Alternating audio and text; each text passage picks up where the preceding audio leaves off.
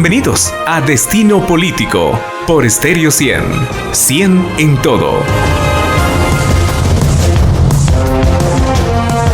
Muy buenas noches, señoras y señores. Sean bienvenidos y bienvenidas a la edición de Destino Político, el espacio creado por Estéreo 100 para que usted se entere de primera mano acerca de la propuesta que tienen los hombres y mujeres que se presentan a los diferentes cargos de elección popular en la cita que tenemos todos los guatemaltecos el próximo 25 de junio. Una cita con la historia, una cita con nuestro país. Y en esta ocasión vamos a estar conversando con Carlos Barrios. Él es candidato al distrito de Quetzaltenango como diputado, postulado por el partido URNG Maíz. En principio, Carlos, le quiero agradecer por la deferencia de tomar nuestra invitación para estar conversando con el público de Destino Político esta noche. Y me gustaría comenzar la conversación con usted pidiéndole un abordaje sobre la situación actual. En este momento, ¿cómo usted desde fuera y como candidato a diputado ve la situación actual en el Congreso de la República? Bienvenido a Destino Político. Muchas gracias, Maynor. Pues agradecer la invitación también y agradecer a su estimado público y también de este medio. Pues bueno, principalmente la situación que yo veo en el Congreso de la República inició en junio del año pasado, en donde la correlación de fuerzas era favorable para algunos intereses de la mayoría de partidos políticos que están ahí en el Congreso. En cuanto se fue acercando el proceso electoral, esa correlación de fuerzas fue cambiando y cada vez que se acerca el 25 de junio se pone más compleja. Se va diferenciando cada vez más las fuerzas, las corrientes ideológicas y las disputas por el poder, ¿verdad? Y lógicamente el acercamiento también que han tenido los partidos que nosotros denominamos de derecha o de la vieja política, pues con de alguna manera el acercamiento, confianza, porque fueron quienes eligieron a los magistrados del Tribunal Supremo Electoral, pues se sienten de una u otra manera privilegiados, con alguna comodidad, con alguna cercanía y confianza, ¿verdad?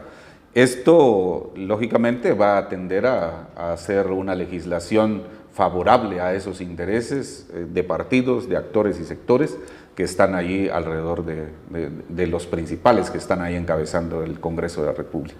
¿Qué piensa usted respecto a lo que es en este momento la agenda legislativa que lleva este Congreso de la República? Y si usted cree que habría que introducirle algunos elementos de cambio a la ley orgánica o algo que haga funcionar al Congreso con una agenda legislativa un poco más apegada a lo que está demandando la población.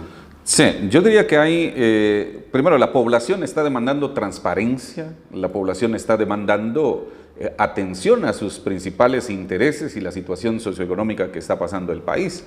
Sin embargo, esta novena legislatura va por otro lado. Nosotros le hemos denominado una agenda antidemocrática y esta agenda legislativa empezó con en el 2020, cuando inicia la novena legislatura, en contra de la ley de la modificación de la ley de ONGs. Lógicamente, la limitación de organización, limitar la participación ciudadana y todo esto que implicó la modificación a este sector de ONGs, ahí marcó de cómo iba a ser esta agenda legislativa. Pero luego, cuando también se inicia a limitar protestas, inicia a una dinámica de vedar derechos, pero sí favorecer a los intereses económicos y de los principales partidos políticos, esto nos demuestra que entonces estos diputados que suman más de 85 para poder determinar leyes, pues entonces no van por donde la población requiere ser atendida. Ahora bien, en cuanto a la ley orgánica propia del Congreso, por supuesto que hay que poner bastante atención a cómo es no solamente el procedimiento de los grupos de oposición, de los partidos que hacen oposición ahí en el Congreso, y luego cómo sí agilizan los intereses de ellos. Pongo un ejemplo del por qué los magistrados a la Corte Suprema de Justicia y salas de apelaciones, que llevan más de 3 años, esto no ha avanzado. Siempre aparece en la agenda, pero siempre no es abordado. Entonces, mientras tanto, esta Corte Suprema de Justicia está tomando decisiones fuera de su periodo por el cual fue electo. Este punto es de vital importancia y el pueblo no se da cuenta. Algunos lo sabemos, pero la mayoría no. Al parecer, cuando las personas eligen a los diputados, pues lo hacen pensando en no crear esas aplanadoras que se veían en el pasado y demás.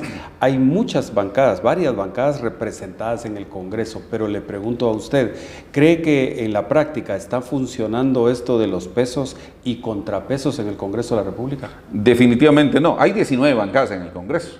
19 bancadas en el Congreso, que justamente la población, a hacer el voto cruzado, buscaba que no existiera esa famosa aplanadora. Sin embargo, a la hora de que el pueblo encuentra esa diversidad, por ejemplo, 28 partidos son los que estaremos participando en esta contienda electoral, 28 partidos. Entonces, la población va a tener un abanico de dónde elegir. Sin embargo, los partidos que estamos del lado izquierdo, con ideología izquierda, somos 4 o 5. Quiere decir que 23 estarán entonces formando parte, si es que la población logra filtrar de a quienes nos da la confianza y a quienes no. Y lógicamente, si nosotros los partidos de izquierda o progresistas somos 5 tan solo y 23 son los que van a quedar entonces siempre en la misma posición. Y esto son los que van a definir si logran ser más de 85, pues esa correlación de fuerzas para el pueblo es desfavorable. Si este análisis, si este tipo de programas se diversifica y llega a la mayor parte de la población, entonces la población votante va a tener un voto bien razonado, más consciente, más informado de ver cuál es el abanico de candidaturas que está proponiendo cada uno de estos partidos y, en primer lugar, no repetir, por ejemplo, con diputados que ya hayan formado parte del pacto de corruptos, por ejemplo, que esté formando parte de una agenda legislativa antidemocrática o en contra del pueblo, o que haya estado en 2 o 3 partidos políticos, por ejemplo, y otros elementos que pudieran limitar esas aplanadoras y que el grupo de oposición, ¿verdad? Un bloque parlamentario de oposición, tuviéramos más injerencia en esta correlación de fuerzas, favorable para el pueblo, por supuesto. Cerremos la parte esta del funcionamiento del Congreso. Me gustaría conocer qué piensa usted acerca de lo que son los asesores y el personal asignado al trabajo de los diputados. Bueno, yo creo que los asesores definitivamente su función es asesorar a los diputados. Sin embargo, ¿quiénes son? Ese es el punto importante, porque regularmente los diputados que candidatean y pierden, cuando buscan una reelección, regularmente se convierten en asesores. Ese es un primer elemento que la población no logra ver. Está el caso de un diputado joven, ¿verdad? Dipukids, le decían, de San Marcos, ¿verdad? Se busca la reelección y ahora es asesor de diferentes partidos, por ejemplo. Un elemento. Lo otro es, por ejemplo, de cómo algunos estrategas, algunos analistas políticos, algunos exfuncionarios, exministros, llegan a asesorar a diputados. Entonces, de ahí que las propuestas de iniciativas de ley, propuestas legislativas, vienen más bien pensadas desde los asesores y no precisamente, y menos del partido y menos del diputado. Y esos asesores no se les conoce. Se conocen, lógicamente, quienes nos metemos a la página del Congreso de la República y ya sabemos cómo buscar esa información, pero el pueblo no. El pueblo solamente vota por el candidato, pero no mira quiénes están atrás. Un diputado puede tener a 2, 3, 4, depende la cantidad de asesores, si es presidente de comisión o es jefe de bancada, por ejemplo, ya no logra dimensionar quién es el equipo de asesores a quienes tienen ahí, ¿verdad? Lógicamente ganando salarios desde 12,000, 18, 22 o 24,000 quetzales, ¿verdad? Pero el producto de esa asesoría puede ser beneficiosa o contraria también para los intereses del pueblo. Vamos a ver entonces ahora otra área que es de interés para la población, la relación entre el Congreso, los diputados y el gobierno de la República. En esa área me gustaría saber qué es lo que usted piensa respecto a una función que le es inherente a los diputados, la de fiscalizar el trabajo del Ejecutivo. Yo creo que hay, entre las tres funciones que tiene el diputado está esa de fiscalización. Sin embargo, los diputados oficialistas o diputados afines al oficialismo, lógicamente no hacen esa fiscalización. O cuando la hacen es porque tienen algún interés, quieren hacer alguna presión. Ahora bien, quienes regularmente hacen fiscalización son los diputados de izquierda. Pero también hay que determinar qué exactamente es la fiscalización. Porque hay diputados que aparentan hacer fiscalización, pero nosotros no miramos la finalización de ese proceso de fiscalización. En las redes sociales aparentan estar visitando establecimientos, aparentan estar visitando obras, hospitales, pero no encuentran nada. Y si encuentran, ¿en dónde está la denuncia? ¿Cuál es ese seguimiento? Que el pueblo solamente entonces le muestran una parte.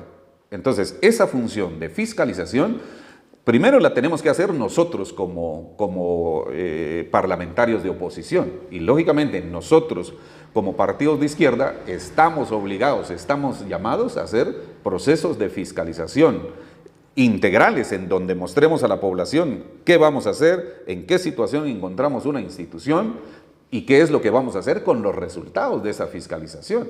Porque entonces si no mostramos a la población el proceso completo, entonces no estamos mandando un mensaje claro a la población y completo, ¿verdad? Y que podríamos ser corresponsables también al estar tapando algo que podamos estar encontrando. El caso del hospital de Chimaltenango es uno, ¿verdad? Ahí vimos que apareció ahí un monto millonario por compra de equipo, por sillones y demás, pero bueno, ¿en dónde están las denuncias? ¿Quién nos la mostró? Esa parte no está demostrada. Veamos también ahí en esa misma relación, ¿qué cree usted, qué tipo de iniciativas desde el Congreso se pueden implementar o impulsar para continuar el combate a la corrupción? Por ejemplo, una de las, está la ley de probidad, por ejemplo, pero en teoría existe. Yo creo que ahí, desde la ley de acceso a la información pública que entra en vigencia en el año 2018, nosotros decimos desde sociedad civil, es una buena ley, pero es como un tigre sin garras y sin colmillos. O sea, no hay penalización. Esa ley hay que modificarla para que la población no solamente sepa que existe, sino también la pueda utilizar, pero que también hayan un proceso de penalización a quienes infringan esa ley. Porque hasta el momento, la ley de acceso a la información pública, los espacios para hacer procesos de auditoría social en el Código Municipal, en la ley de descentralización, la ley de consejos de desarrollo, la misma Constitución Política de la República y convenios que ha firmado el Estado de Guatemala para luchar contra la corrupción, es teoría. Luego de la partida de la CICIG, ¿verdad? La población que pudimos hacer pequeños esfuerzos y pequeños procesos de auditoría social con la partida de la CICIG y con un paquete de normativa débil, no se puede continuar luchando contra la corrupción. Creo que Guatemala, si algo tiene que poner atención, no solamente es a una ley, sino es a ese paquete del marco jurídico que le da posibilidades tanto a la población para empoderarse y hacer ejercicios plenos de auditoría social y luchar contra la corrupción, pero también tiene que ver en otro nivel, mucho más grande, el papel de la Contraloría General de Cuentas, el papel del Ministerio Público, el papel del organismo judicial y también de las instituciones que promueven este tipo de procesos, ¿verdad? Y, por ejemplo, esto que hizo el actual gobierno de Alejandro Yamatei en esta comisión que según él era la que iba a luchar contra la corrupción. Nunca esta comisión denunció lo que pasó en Chimaltenango, por ejemplo, con el libramiento de Chimaltenango tampoco. O sea, hay un silencio total, ¿sí? Entonces, repitiendo, yo creo que hay leyes que modificar, hay leyes que actualizar, ¿verdad? esas principalmente, pero que funcionen de manera integral. A propósito de leyes para modificar y para fortalecer, me gustaría escuchar su opinión respecto a las modificaciones que demanda la ley de servicio civil, porque claramente esto es un elemento que le está haciendo falta al Estado para mejorar la efectividad en la respuesta a los ciudadanos y devolverle la mística al trabajo público. Sí, yo creo que uno de los puntos que marcaban la firma de los acuerdos de paz era la reforma a la ley del servicio civil. Pero esto ha quedado, cada vez que la firma de los acuerdos de paz se alejan en el tiempo, este punto quedó ahí sobre la mesa. A nosotros nos parece de manera urgente revisar esta ley, actualizarla, porque sí hay que primero ponerle atención a la carrera del servicio civil y cómo es el proceso de ascensos, cómo es el proceso de poder llegar a ocupar cargos sin tráfico de influencias, sino una carrera que sea ganado esa promoción, esos cargos. Y lógicamente eso tiene que pasar con la efectividad, eficiencia que ha demostrado el servidor público en estos cargos públicos, ¿verdad? Entonces, para nosotros como URNG tenemos no solamente el compromiso de darle seguimiento a la firma de los acuerdos de paz y dentro de ellos esta ley. Cerremos el área esta de la relación gobierno y Congreso con lo que usted piensa respecto a dos figuras que son importantes también para esta relación. La figura de la citación de los funcionarios a las distintas bancadas y la figura de la interpelación. Sí, fíjese que ahí hay son dos funciones totalmente diferentes. Yo creo que ahí en las citaciones es un papel que el diputado debería de jugar muy bien porque le permite hacer y mantener una relación con el pueblo, no solamente con sus votantes, sino con el pueblo. Por ejemplo, si hay, por ejemplo, en Quetzaltenango, hablemos sobre la extracción minera, por ejemplo. O sea, ¿cómo se autorizaron esas licencias? ¿Quiénes las autorizaron? En ese papel, el diputado puede hacer esas citaciones de ese funcionariado que tuvo que ver o relación con este proceso. O, por ejemplo, el no proveer de servicios básicos a la población, ver, por ejemplo, aquí en el Valle del Palajunó, en Tierra Colorada Baja o Alta, por ejemplo, la ausencia de agua potable, por ejemplo, ¿sí?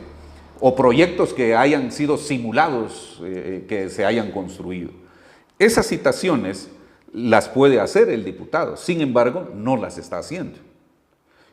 Y en cuanto a la interpelación, pues esto ya tiene que ver con citar a ministros de Estado, pero sin embargo, esto lo que regularmente hacen los ministros es mandar a sus viceministros, ¿verdad? Y nunca ellos comparecen ante estas interpelaciones que se quieren hacer. Y lógicamente, en el Pleno, ahí es en donde viene la correlación de fuerzas. Si ahí se le quita la confianza al ministro, ¿cómo esa correlación de fuerzas va a ser favorable a quien está interpelando a X ministro? Si la correlación de fuerzas es favorable a este grupo de derecha, a este grupo aplanador, por ejemplo, utilizando ese término, pero eso no lo están haciendo los diputados. Son unos cuantos quienes si mínimo llegan a hacer las citaciones. Hasta ahí es lo que están haciendo. En nuestro caso, como URNG, sabemos en dónde está, cuándo hacer esas citaciones, principalmente esas citaciones para poder mantener esa relación con el pueblo. Si el pueblo necesita ser escuchado, pues ser ese canal, ser ese puente, ¿verdad?, entre el funcionariado y el pueblo, ¿verdad? Servir ahí para que haya esa demanda, esa escucha del funcionario y esa demanda del pueblo. Tengo que hacer aquí el primer corte en el programa de esta noche. Si le parece, al volver hablamos de lo que desde el Congreso de la República se puede hacer en favor de la economía de los guatemaltecos y me gustaría escuchar específicamente su opinión en cuanto a cómo disminuir el impacto de la inflación. Al volver de la pausa, usted está en Destino Político, el espacio creado por Estéreo 100 para conocer de primera mano, de primera fuente, las propuestas que tienen los distintos candidatos a los puestos de elección popular. Al volver de la pausa continuamos con la conversación de esta noche con Carlos Barrios. Él es candidato a el distrito de Quetzaltenango como diputado propuesto por el partido URNG Maíz. No se vayan.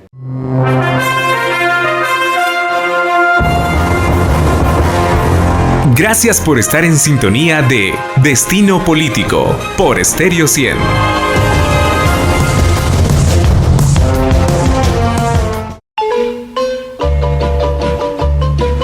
Quetzaltenango es un polifacético centro histórico, con sus múltiples expresiones de los más variados estilos arquitectónicos.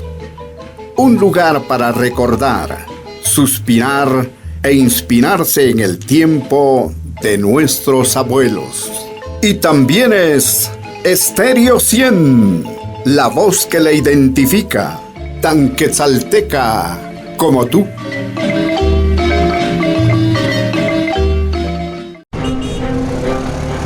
En la ciudad, en cruceros de calles y avenidas, se está poniendo la señal de 1 por 1. En otras ciudades ya funciona y ha hecho que el tráfico sea más fluido. Demostremos nuestra educación, respetémoslo y no abusemos. Con la colaboración de todos, tendremos una ciudad mejor.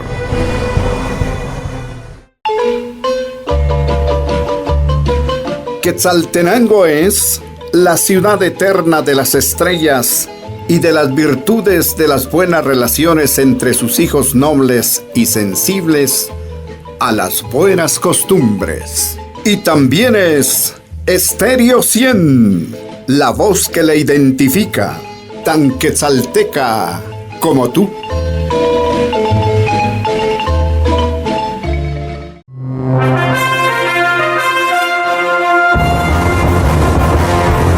Gracias por estar en sintonía de Destino Político por Estéreo 100.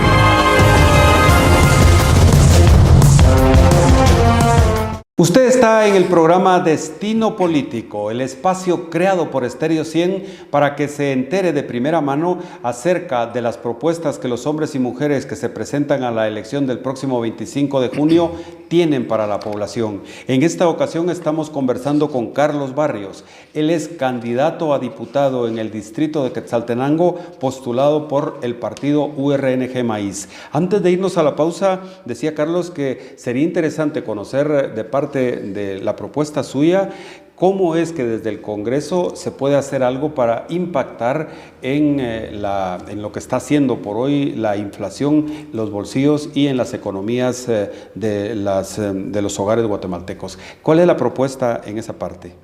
Sí, yo creo que nosotros como partido, como diputados ya en el Congreso, tendríamos que hacer un bloque, un grupo en que coincidamos y que tengamos afinidades, por ejemplo, y que de una u otra manera citar a los funcionarios que tengan que ver con este tema, y principalmente con el Ministerio de Economía, ¿verdad? Y que en realidad jueguen su papel en favor de la población.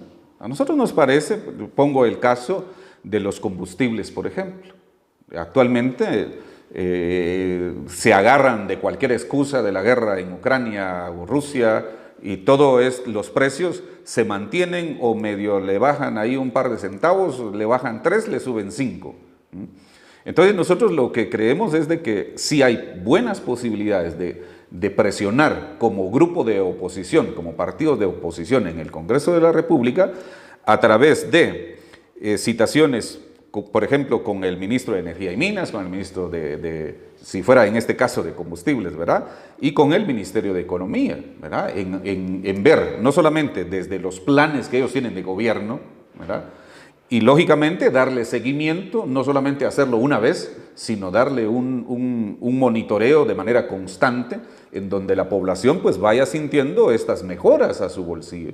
Nosotros creemos que si un elemento es importante que cualquier gobierno pueda atender, es la parte económica. Y nosotros no solamente tendríamos que ver como Quetzaltenango también, esta parte del occidente del país, incluso el país completo no está volteando a ver a México. El mundo está cambiando, la economía está cambiando y queremos seguir copiando otros modelos, pero no nos estamos dando cuenta la dinámica económica que está emergiendo en México.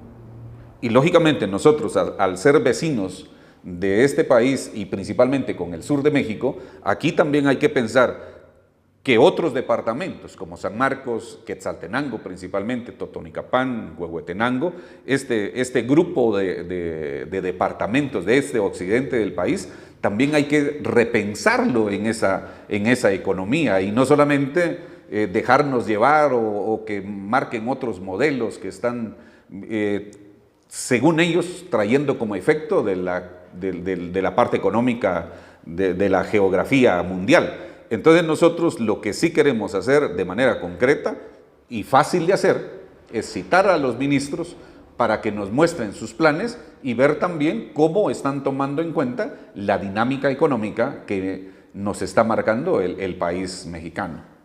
¿Qué se puede hacer desde el Congreso de la República para generar más y mejores empleos? Pues bueno, yo creo que son las condiciones, primero generando, viendo cómo el crédito, el acceso a crédito, ese es un primer elemento. Hay tasas de interés que no son favorables al pequeño y mediano empresario. O sea, son tasas en donde no se puede generar este tipo de emprendimientos y negocios, en donde se puedan ampliar el empleo. Para nosotros es importante ponerle mucha atención a esto, lo del empleo, porque esto va a generar una economía, ¿verdad? Y si hay economía, pues van a haber más posibilidades de empleo. Entonces nosotros queremos ver tasas preferenciales, acceso a crédito, ¿verdad? Pero también ponerle mucha atención al cómo está trabajando el campo. No es lo mismo el empleo en el campo que en la ciudad.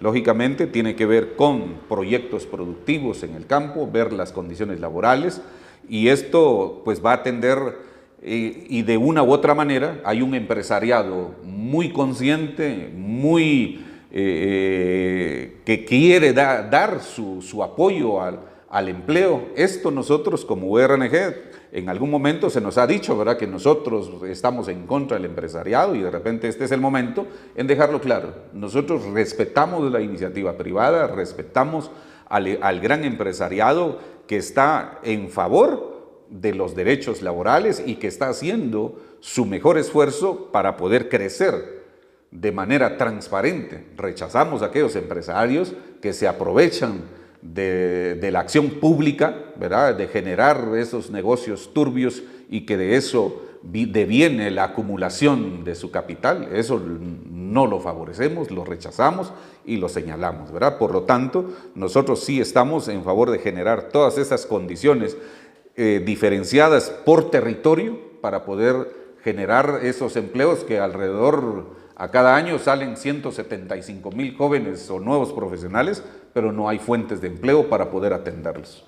Y a propósito de esto, también sería interesante conocer la opinión que usted tiene, Carlos, respecto a esta ley llamada de competencia o de competitividad, que se discute desde hace algunos años en el Congreso de la República, pero que no termina de salir hecho una ley. ¿Qué piensa usted? ¿Cree que esto podría venir a mejorar las condiciones de la economía del país? Yo creo que hay, mire, así como está esta ley de competitividad, está también esta ley, ¿verdad?, de la alianza público-privada, por ejemplo. O sea, hay leyes también que hay que ponerle mucha atención. Lo que yo decía, de que pueden haber hasta 500 iniciativas ahí en el Congreso con esta intención, pero hay que ver quiénes la están proponiendo, quiénes son los que proponen esas iniciativas, con qué intención la están proponiendo, quiénes son los que se benefician de estas iniciativas. Regularmente, quienes hacen estas propuestas en el Congreso de la República o tienen que ver con grandes empresarios que están vinculados al CACIF, por ejemplo, ¿verdad? Y si viene de ahí, ya sabemos cuáles son los intereses. Cuando hayan iniciativas que digan que van a beneficiar al pequeño, mediano empresario, hay que ponerle atención, porque esto sí puede ser que nos traiga un beneficio a toda la población, pero cuando solamente hacen propuestas y las dejan ahí sobre la mesa, por decirle algo, la iniciativa de ley, la 5070, que tiene que ver con el agua, una ley que ha propuesto del pueblo desde el 2015, ahí está como iniciativa. Sin embargo, hay 26 iniciativas que ha propuesto el CACIF y sus diferentes cámaras, 26 iniciativas. Pero ahí hay autorización de desvío de ríos, por ejemplo, para poder regar sus plantaciones de monocultivo, etcétera. A esas hay que tenerles reserva y miedo porque no van a beneficiar a la población. Lo mismo con esta otra iniciativa. Y ya en la misma línea, ¿qué piensa usted acerca de esa que es una ley vigente, la de las alianzas público-privadas? Por ejemplo, yo lo que creo es de que es una manera más de seguirle extrayendo el recurso a la población, los recursos al erario público, ¿verdad? Porque regularmente hay una manera en jugarle al sistema de guatecompras, ¿verdad? Hay un sistema perverso, aunque el planteamiento es muy bueno, ¿verdad? Regularmente los proyectos habría que ver cómo el impacto, la calidad de los proyectos, la durabilidad de los proyectos, no se ha notado esa diferencia. O sea, nosotros creemos de que esta ley existe, sí pues, pero para continuar dándole beneficios a quienes históricamente se han aprovechado del erario público. Pongo un claro ejemplo, ¿verdad? Un expresidente del CACIF, primero presidente del CACIF, luego ministro de Economía, ¿sí? A esto como, bueno, los estudiosos le llaman, ¿verdad? La puerta giratoria, ¿verdad? Hoy soy presidente del CACIF, mañana soy presidente o ministro de Economía. ¿Qué condiciones fui a preparar ahí, ¿verdad? Y eso fue claro para lo de la pandemia, ¿verdad? Porque el plan que fue presentado para la reapertura de la economía es lo que había presentado el CACIF un año antes, por ejemplo. Y entonces hablemos de una actividad que pareciera ser que sí tiene más tendencia a derramar de los beneficios, que es la del turismo.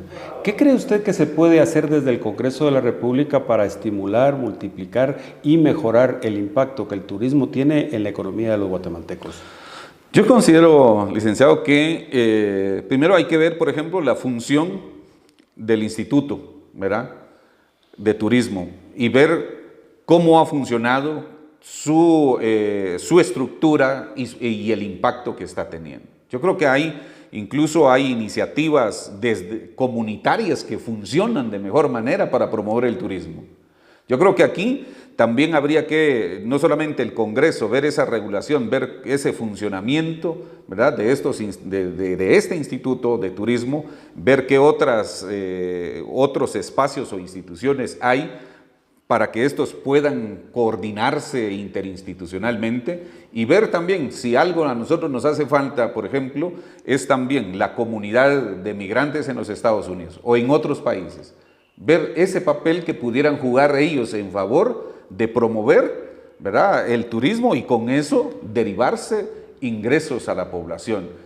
Hay, por ejemplo, aquí en Quetzaltenango, ¿verdad?, hay ecoturismo, hay en el Valle del Palajunoja, hay en Laguna de Chicabal, en donde hay asociaciones que las familias que viven alrededor, pues obtienen, si no grandes, pero ingresos básicos que les permiten sobrevivir sin dañar la naturaleza, por ejemplo. Yo creo que el Congreso lo que sí puede hacer, ¿verdad?, es revisar el funcionamiento de estas instituciones y ver el impacto que está teniendo. Y lógicamente, si algo está mal, pues dar las recomendaciones y reorientaciones, ¿verdad?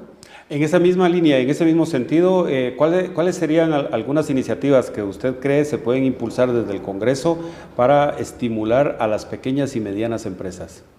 No, por ejemplo, lo de la agricultura. Nosotros tenemos una parte que tiene que ver con la agricultura familiar.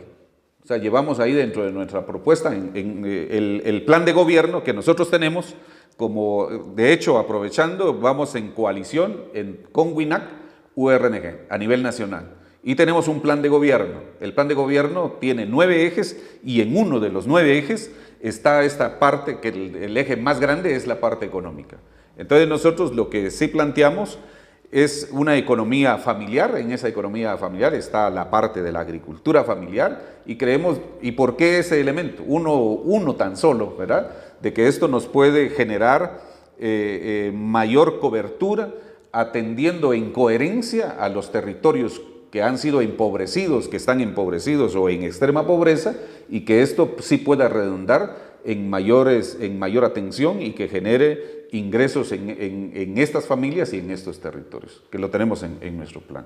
Cerremos el ámbito de la economía con una opinión suya también respecto a otra tarea que es fundamental en el Congreso, que es la aprobación de los préstamos para que el país funcione, invierta y siga adelante. ¿Cómo usted mejoraría especialmente la parte de transparencia y el proceso de aprobación de un crédito desde el Congreso de la República? Sí, yo creo que si algo debería de tener el pueblo en la memoria son los 30,000 millones que hizo de préstamo el actual gobierno en medio de la pandemia. Al gobierno le quedó como anillo al dedo, no solamente no tenía plan de gobierno y le cayó entonces como anillo al dedo la pandemia. Inmediatamente los 30,000 millones en préstamo, que de hecho nunca supimos, la consigna era ¿y dónde está el dinero? Y justamente con lo de la pregunta que usted hace, yo creo que los diputados tendríamos que tener, quienes lleguemos, ¿verdad? Tendríamos que tener, primero, bastante responsabilidad y seriedad en qué tipo de préstamos son los que se están haciendo, ¿verdad? ¿Para qué? ¿Atender qué? ¿En dónde se estarían haciendo los préstamos? Y algo que no se está haciendo es la rendición de cuentas de esos préstamos. Y cómo los diputados de oposición le dan seguimiento o le dan monitoreo, ¿verdad?, a la ejecución de esos préstamos. Por ejemplo, si se hacen préstamos, por ejemplo, para atender la desnutrición en el país, que dicho sea de paso hay un candidato a la presidencia que dice que eso no es cierto, que no hay desnutrición en el país, pues habría que invitarlo a que recorra los principales territorios en donde está el mapa, en donde hay desnutrición. Menciono esto porque cuando realizan préstamos para atender la desnutrición, pero luego hacen cambios en el presupuesto, hacen transferencias y le quitan para atender a la desnutrición y luego se le dan al Ministerio de la Defensa, por ejemplo, ese tipo de juegos, ese tipo de cambios son los que diría yo que sí hay que ponerle mucha atención. Desde la ley orgánica del Congreso, pero también de la responsabilidad y seriedad del diputado en jugar su papel en el Congreso, que no sea solamente de levantar la mano, como dijo en algún momento un diputado acá, es que yo levanté la mano porque todos la levantaron y nunca razonó de por qué estaba levantando la mano. Yo creo que el diputado o diputada sí tiene que tener esa seriedad y responsabilidad y compromiso con el pueblo a la hora de respaldar un préstamo. Entremos al área de educación. ¿Qué usted estima que se puede hacer desde el Congreso para darle acceso a los estudiantes en el sector público al Internet? Bueno, yo creo que lo que se puede hacer son convenios con las principales telefónicas en el país. Yo creo que ellos se han beneficiado grandemente, incluso hay servicios que en teoría prestan, pero el cliente no lo recibe. Yo creo que se pueden hacer este tipo de convenios, se pueden hacer también no solamente con las principales telefonías del país, sino también con empresas que estén en los departamentos, ¿verdad?, facilitando, por ejemplo, si son beneficiados con algún tipo de proyectos, que ellos también pudieran donar o dotar de estos servicios, ¿verdad? Yo creo que esto es de manera urgente, pero es de urgencia nacional, que no solamente esté contenido, ¿verdad?, el acceso al Internet, pero hay territorios, ¿verdad?, en donde no lo hay. ¿Por qué? Porque solamente tienen el teléfono, pero sin saldo. Yo creo que si esta parte nosotros le ponemos atención y presionamos, cuando yo decía desde el Ministerio de Economía, ¿verdad?, que pudiéramos hacer este tipo de cabildeos y de negociaciones con estas empresas para que el Ministerio de Educación pudiera atender con seriedad y responsabilidad y no como este seguro escolar que se inventaron ahorita en medio de la pandemia, los 80 millones de quetzales, el seguro escolar, pero esto no se utilizó. Entremos al área de la salud y veamos allí cuál sería para usted la propuesta respecto a el acceso a las medicinas para la población. Sí, igual, Yo diría que hay, primero, revisar este tipo de convenios, de contratos que se tienen con los principales laboratorios, ¿verdad? Para que la población entonces pueda tener acceso no solamente en cantidad, sino en calidad a los medicamentos. Estamos entrando a la parte final del programa de esta noche. No quisiera dejar de preguntarle si tiene también usted alguna propuesta, usted y la agrupación política que le apoya a URNG Maíz, respecto a lo que es el cambio climático y alguna propuesta que viniese a fortalecer la creación de resiliencia, especialmente en las comunidades más afectadas. Yo creo que una de la parte del cambio climático, si algo puede hacer el país, y nosotros como URNG somos coherentes con el medio ambiente, estamos en contra de la explotación minera, estamos en total desacuerdo de ese 1% que le queda al país, ¿verdad? Y que el 99% se vaya para el extranjero. Entonces, con esto nosotros estaríamos dejando clara nuestra defensa al territorio, nuestra defensa a los bienes naturales, y hacerle el llamado a la población de que pueda entonces ponerle filtro a los candidatos de los diferentes partidos, cuál es su trayectoria social, su trayectoria académica, si viene de partido en partido, si es la primera vez que está participando, si se está reeligiendo, qué leyes son las que propuso, fue en contra del pueblo, a favor del pueblo, estuvo a favor del pacto de corruptos, a favor del oficialismo, y creo que nosotros ahí estaríamos entonces dejando nuestra invitación a que vote por el partido URNG Maíz acá en Quetzaltenango. Carlos Barrios, candidato a diputado al Congreso de la República, postulado por el partido URNG Maíz, le quiero agradecer en todo lo que vale que haya tenido este tiempo para conversar con el público de Destino Político, y ahora sí, dejemos un mensaje final. Pues bueno, a la población que pueda participar entonces en estas elecciones, y el voto nulo no es una opción, está una opción, sí, como opción, pero estaríamos dejándole la libertad a que otros elijan por nosotros. Respetamos la posición, sin embargo, en este contexto el voto nulo puede favorecer a los de siempre. Entonces, invitarles a que vivamos esta fiesta cívica, y qué mejor si nos dan a nosotros la confianza en los diferentes niveles, votando por el partido URNG Maíz. Muy bien, señoras y señores, llegamos así entonces al final de la edición de Destino Político de esta noche, en la que hemos estado conversando con Carlos Barrios. Él es candidato a diputado por el distrito de Quetzaltenango, postulado por el partido URNG Maíz. Con ustedes nos encontramos aquí mismo en otro Destino Político, en el siguiente de la serie, en punto de las 7 de la noche, por los espacios de televisión digital de Estéreo 100. Hasta entonces, muy buenas noches y con su permiso.